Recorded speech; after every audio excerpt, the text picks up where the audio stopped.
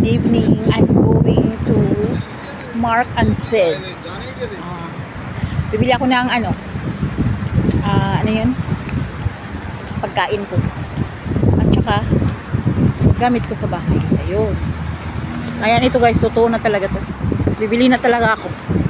Ayan, pero hindi pa rin. Siyempre, nagbibideo pa rin tayo. Para may pangano tayo ba? Para-paraan lang yan.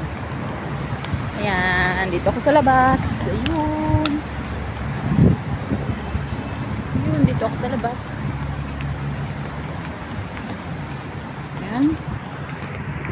So, malapit na ako guys sa Mark and Siv. Bagong market to eh.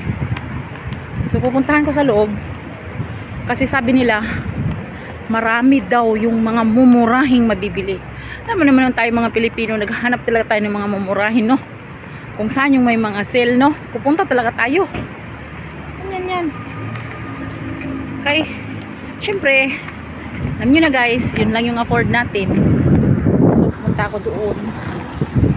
Yan. Yun sa amin, oh. Layo-layo pa. So, ito guys. Ayan, malapit-lapit na ako guys. Nandini na ako. Ayan, yan tindahan nila, oh. Yan, papasukin ko yan.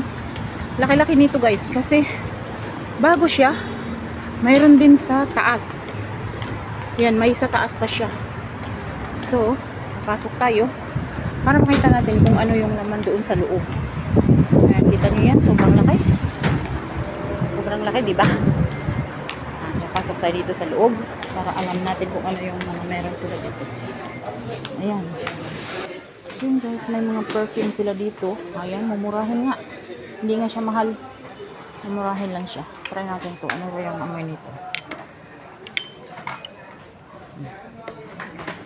Ayan. Tagsasampu lang tong mga to. Ayan. Marami nga silang mga ano dito. Kasi medyo mabango. Inaalisan, tingnan mo. Inaalisan nila ng ulo. Marunong din tong mga to ah. Inaalisan nila ng ulo. Paano natin?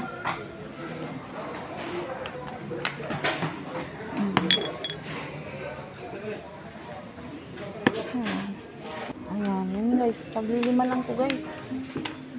Paglilima lang ko lahat. Magkano kaya to? 10. Ano, to 10 lang to. Dalawa na. Bilhin ko to kasi 10 lang to. Dalawa na to. Guys.